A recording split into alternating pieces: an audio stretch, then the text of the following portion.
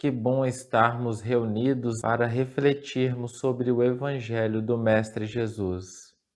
Elevemos os nossos pensamentos.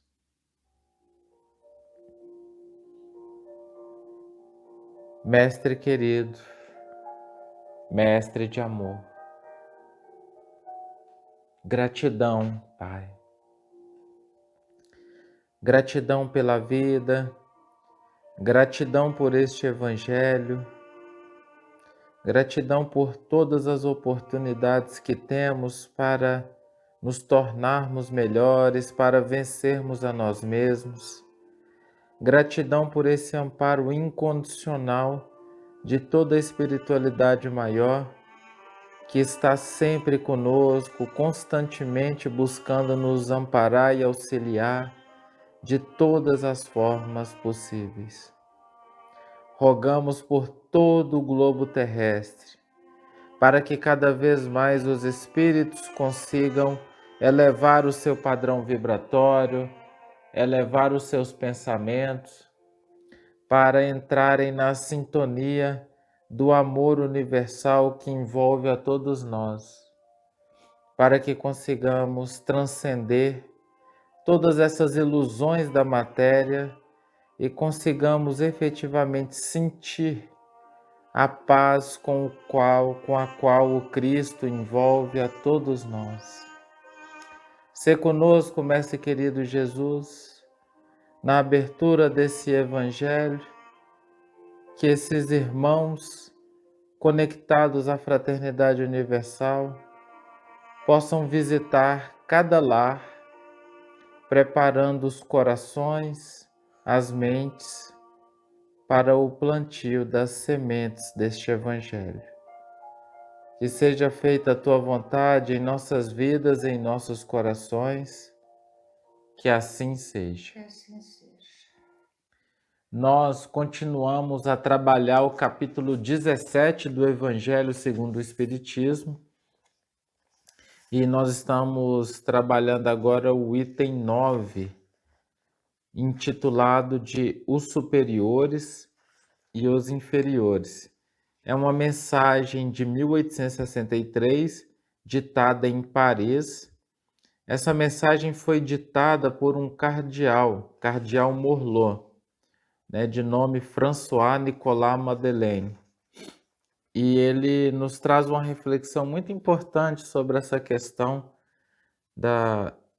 dos chefes, subordinados, enfim, de todas essas relações de poder, desse ponto em relação à autoridade. Nós separamos aqui um trecho curto para sustentar essa nossa conversa de hoje. Ele coloca o seguinte: aquele que é depositário da autoridade, de qualquer extensão que ela seja, desde o Senhor sobre seu servo até o soberano sobre seu povo, não deve se dissimular que tem encargo de almas. Ele responderá pela boa ou má direção que tiver dado aos seus subordinados.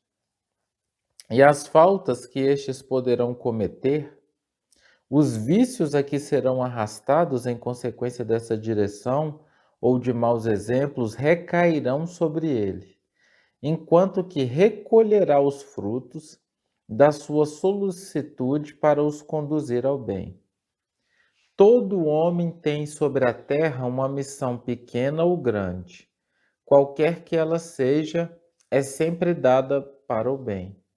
É, pois, nela falir, a falsear em seu princípio. No Livro dos Espíritos, na questão 264, temos a seguinte pergunta: o que é que dirige o espírito na escolha das provas que quer cumprir? Escolhe as que lhe podem ser uma expiação, pela natureza de suas faltas, e para fazê-lo avançar mais rápido. Uns podem, portanto, impor-se uma vida de misérias e de privações, objetivando suportá-las com coragem. Outros querem experimentar as tentações da fortuna e do poder, bem mais perigosas devido ao abuso e mau uso que delas se pode fazer e pelas paixões mesquinhas que desenvolvem outros. Enfim, querem como provas as lutas que sustentarão no contato com o vício. Nós devemos deixar a nossa visão de que somos corpos, nós somos espíritos. E como espíritos, nós vamos ver que as provas são as inerentes às nossas necessidades de compreensão, de avanço, de resultado de compromissos anteriores que nos trazem muito sofrimento pelos erros cometidos. Porque ao retornarmos ao plano espiritual, percebemos as nossas falhas, os nossos comportamentos equivocados e nos sentimos muito mal, sentimos muita vergonha.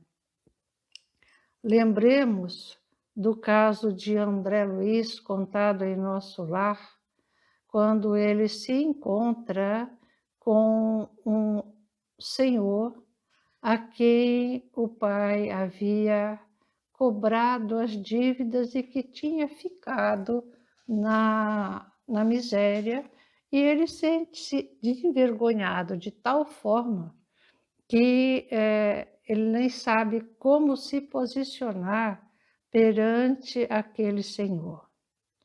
Então, a vergonha que ele sentiu, porque ele aprovou quando o pai quis cobrar as dívidas, mesmo aquele senhor não tendo condições de pagar. Então, são essas situações que nos fazem, ao serem programados,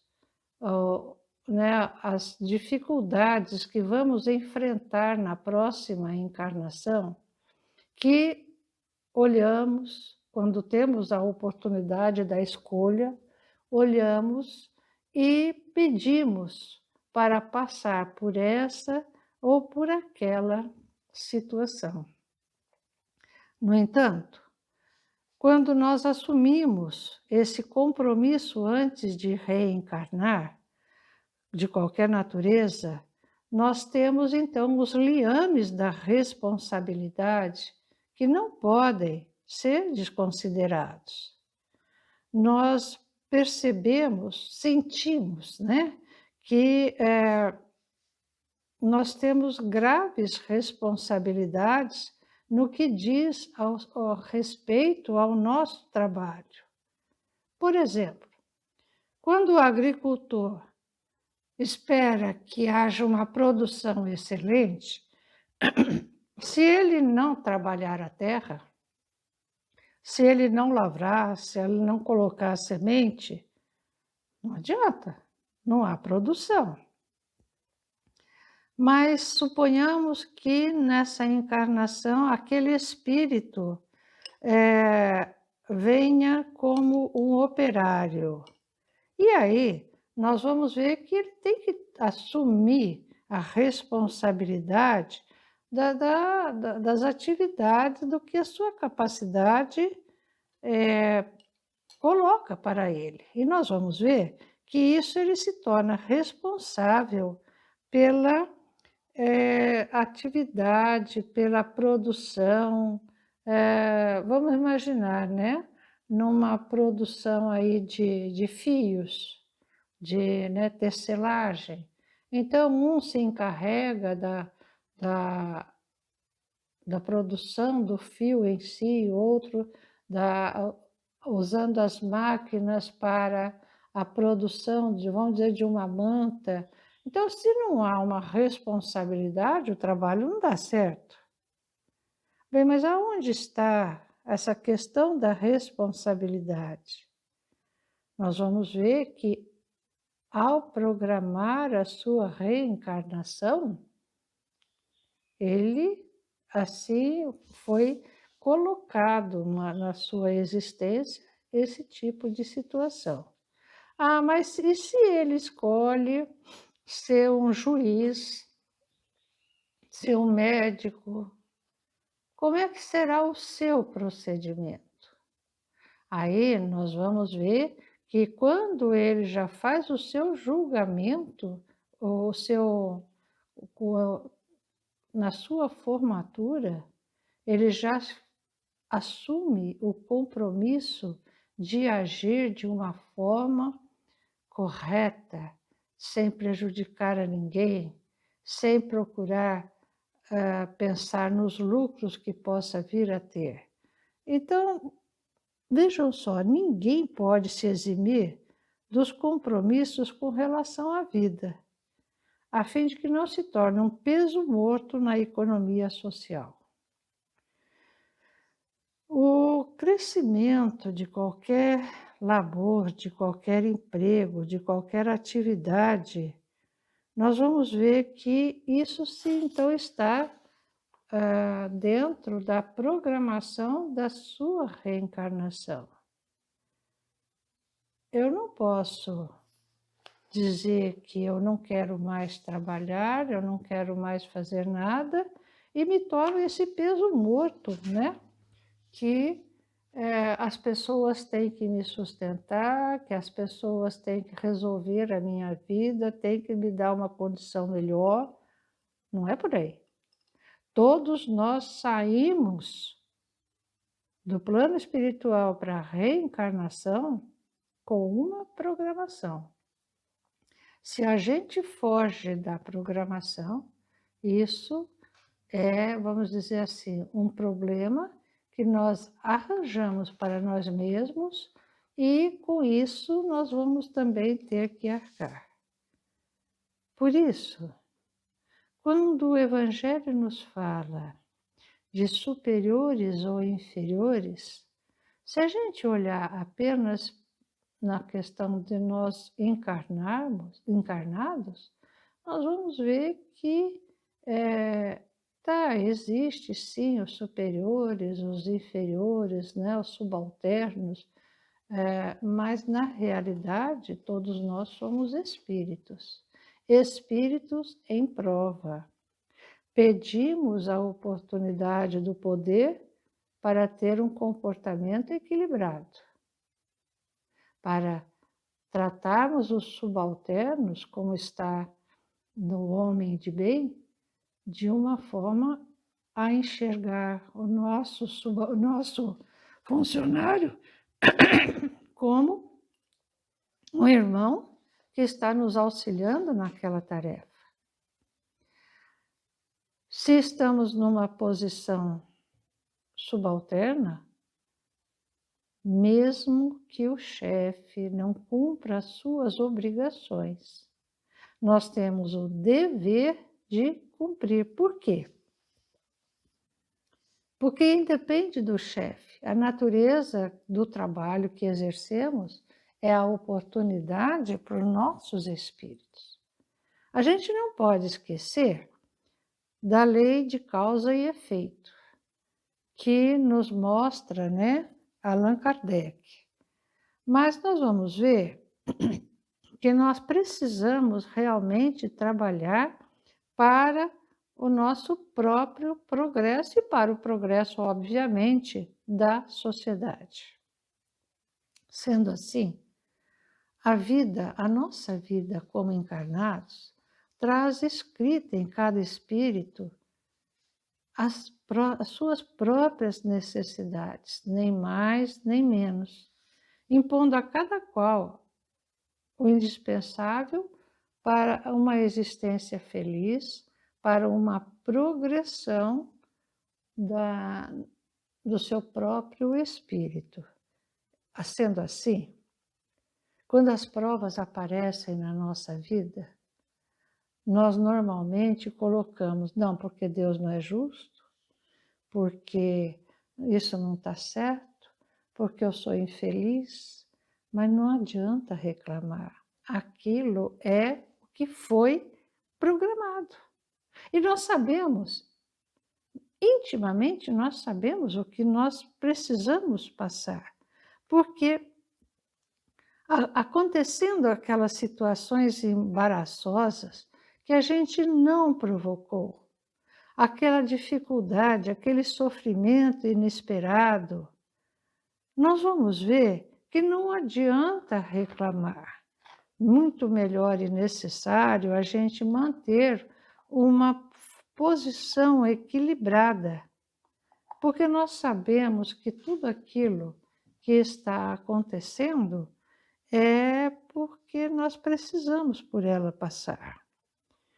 Aquelas enfermidades que acontecem de repente, aquelas animosidades que surgem na família, entre os amigos, no serviço, as dificuldades econômicas, aquele abandono, aquela solidão, e que parece que nada vai resolver, nós vamos ver que tudo isso que está acontecendo é para o nosso crescimento interior. Se a gente pensar, quando tem uma tempestade, o bambu dobra-se e depois levanta. A argila, para se tornar uma peça muito bela, ela primeiro tem que passar pelo fogo. Então, nós vamos ver que quando a nossa programação, nós somos convidados, como espíritos que ainda somos calcetas, a refazer os nossos caminhos. E se a gente pede a oportunidade de uma vida mais pobre, de mais luta, é porque o nosso espírito precisa dessa experiência. Se nós pedimos a oportunidade de termos posição, temos o dinheiro, temos o poder, realmente é um pedido que o Espírito faz, mas é uma prova muito difícil. Por isso que a gente precisa rezar, precisa pedir pelo nosso governante do Brasil, pelos governantes de toda a terra, porque são espíritos que, para refazer caminhos, pediram a oportunidade. Mas a gente não precisa ir tão longe como os nossos dirigentes de países.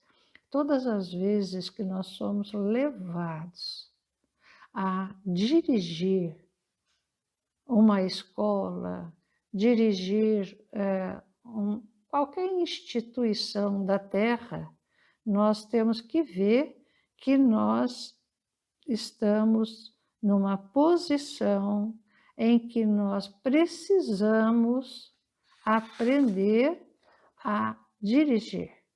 Então, nós,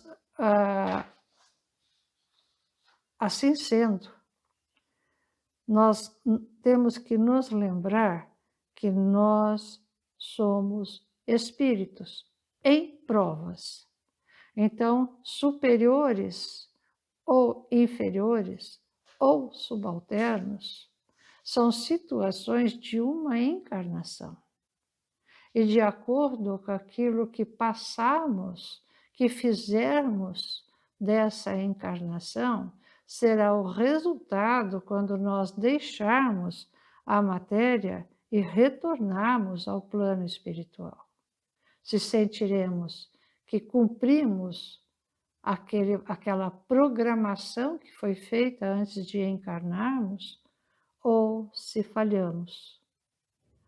E nós vamos ver também que quando nós somos assim provados por situações de profundo desequilíbrio, de profunda maledicência, nós devemos, a gente leva aquele impacto, porque fala: "Meu Deus, eu estou na posição, vamos dizer, subalterna, mas eu estou fazendo o melhor que eu posso". Então, por quê? O que acontece? Então, nós temos que ver que é aquele espírito que nos achincalha, que é aquele espírito que nos destrói, ele está angariando para si mesmo, no seu perispírito, vibrações tão difíceis que somente depois, com muitas lágrimas, é que ele vai conseguir ressarcir aquilo que nos fizeram. Sendo assim, lembremos-nos de que em qualquer situação mesmo que venhamos a passar nessa nossa jornada terrena, tenhamos a indulgência para aqueles que desastradamente tomam posições que depois, ao longo da jornada, como espíritos, terão que refazer. Não nos esqueçamos, somos espíritos em prova. Escolhemos a melhor prova para aprendermos a lei do amor. Toda essa questão que a Carol nos colocou, ela é muito importante, porque essa interpretação da responsabilidade, do nosso planejamento encarnatório, ela vai nos auxiliar profundamente a adentrar nessa questão da autoridade. Emmanuel nos coloca no livro O Espírito de Verdade, o Espírito da Verdade, na mensagem 64, em que ele intitula O Primeiro, ele nos coloca a seguinte frase: grande maioria toma a aparência do comando como sendo a melhor posição, e raros chegam a identificar no anonimato da posição humilde o posto de carreira que conduz a alma aos altiplanos da criação. Aqui nos aborda com muita precisão essa problemática dos superiores e os inferiores, né? Essa problemática do chefe, do subordinado, dessa diferença de capacidades, porque eu posso ser extremamente capaz em determinada área, mas ao mesmo tempo em outra eu posso ter grandes dificuldades. Então, primeira questão que nós precisamos definir é que não existe superioridade absoluta. No plano terreno, cada um de nós tem algumas conquistas, alguns recursos mais desenvolvidos, habilidades mais desenvolvidas, mas nós não ainda somos plenos. A questão é que, pelo fato de nós termos um ou outro recurso mais desenvolvido, um é mais leal, o outro é mais obediente, o outro é mais disciplinado. A gente tende a generalizar uma única conquista, uma única virtude, um único valor, e só pelo fato de eu ter este valor, eu sinto que eu sou bom. Isso é necessário a gente refletir constantemente, porque se porventura eu tenho uma facilidade em falar bem e estou num meio onde todos não têm essa facilidade, eu não sou melhor por isso. Eu só tenho um recurso a mais desenvolvido. Feito essa colocação, vamos retornar aqui ao que Emmanuel colocou para a gente. Eu vou ler de novo porque isso é muito importante e vai nos dar o norte sobre a questão central desse item 9 do capítulo 17 do Evangelho segundo o Espiritismo. Grande maioria toma a aparência do comando como sendo a melhor posição, e raros chegam a identificar no anonimato da posição humilde o posto de carreira que conduz a alma aos altiplanos da criação. Nós achamos que somente quando nós estamos numa condição de abundância, de poder, de mando, que nós estamos vencendo na vida. Isso é uma concepção materialista. Todos nós buscamos essas posições no qual nós estejamos em algum tipo de destaque. O líder, o comandante, o mais isso, o mais aquilo. E a gente associa sucesso material com sucesso espiritual. Mas o sucesso espiritual, ele está relacionado com o fato de nós vencermos a nós mesmos. Se eu tenho uma posição de grande destaque e por estar nessa posição de grande destaque, eu me sinto mais merecedor do que os outros, eu já cavei a minha cova de perdição. Porque todas essas posições de destaque, como colocou muito bem a Carol, elas são provas. Tudo quanto nós vivenciamos são provas e expiações no plano em que estamos.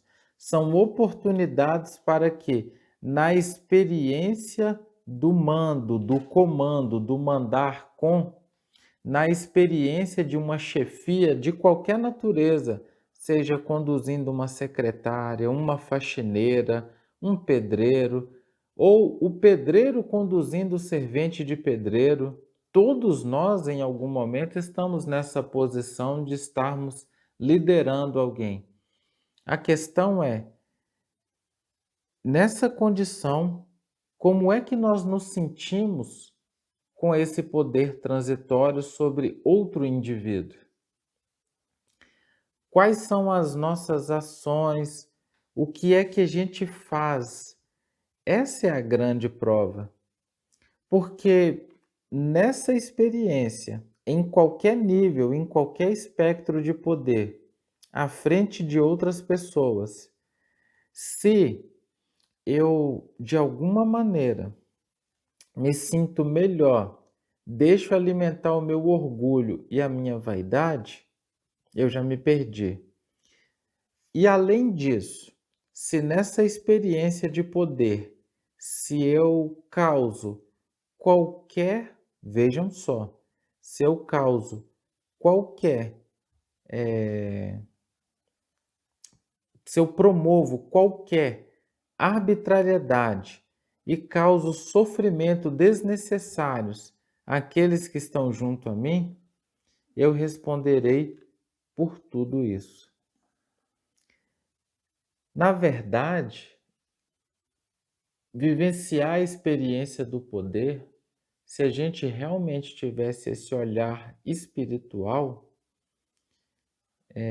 a gente ficaria bastante atento e vigilante. E digo mais, ficaríamos muito receosos. Na hora que a gente entender que ter poder é uma prova enorme, quanto mais pessoas eu sou responsável direto e diretamente, mais eu tenho chances de colher frutos difíceis nas minhas encarnações sucessivas em função de medidas arbitrárias que eu venha tomar.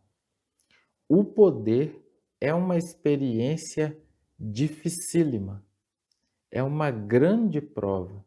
Nós deveríamos, como colocou a Carol, rezarmos por todos aqueles que estão nessa prova, porque são poucos que nessa abundância do poder que conseguem vencer nessa experiência. Porque normalmente nesta experiência o indivíduo ele acaba deixando aflorar e intensificar o seu orgulho, a sua vaidade e o seu egoísmo, porque ele vê essa vivência no poder como se fosse um simples mérito dele que ele pode fazer o que quiser. Se nós mudarmos a forma de enxergar e olharmos isto como prova, nós vamos conseguir exercer tudo isso de uma maneira mais equilibrada. E como nos coloca o Evangelho segundo o Espiritismo, nesse mesmo item 9, ele diz assim: se Deus nos deu subordinados, não foi para fazer deles escravos da tua vontade, nem os instrumentos dóceis dos nossos caprichos ou da nossa cupidez. Se por algum motivo Deus nos fez mais forte e nos confiou os fracos para nós os sustentarmos, foi com o objetivo de nós subirmos eles até Deus. Ou seja, toda experiência de poder é uma oportunidade para nós conduzirmos irmãos para a lei do amor e a prática do bem. Infelizmente, a gente acaba usando do poder para sermos servidos, ao invés de servirmos. O chefe, o líder, o comandante, seja quem for, ele não está nessa posição para ser servido. Ele está nessa posição justamente para, se nesse campo eu conheço um pouco mais, eu preciso conduzir todos que estão comigo para essa elevação para o caminho do bem. Essa é a grande função do líder. Essa é a grande função do chefe. Conduzir espíritos para o caminho do bem e do amor. Todo chefe que acredita que, por ter essa posição, deve ser incondicionalmente servido e obedecido, certamente está jogando fora a sua prova e perdendo a sua encarnação.